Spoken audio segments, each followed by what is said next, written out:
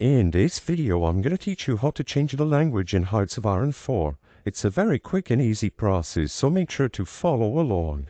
In this video, I'm going to teach you how to change the language for the new and old Hearts of Iron 4 launcher. Regardless which version you have, you will be able to select from the official translated languages for the game.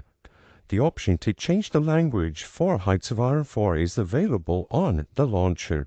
When you open up the game, if you have the new launcher, you will be able to select the language at the left side. So all you have to do is select the option on the new launcher at the left and you will be able to change your language before clicking play.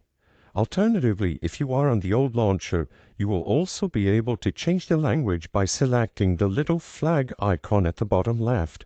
This will take effect once you select play, just like the new launcher, and the language for everything inside of the game will be changed. Keep in mind that depending on which mods you have, they might or might not be translated according to the language you select. But for all base game features, this will work for Hearts of Iron 4. I hope I was able to help you on how to change the language in Hearts of Iron 4. If this video helped you, please be sure to leave a like and subscribe for more quick and easy tips. Thank you for watching.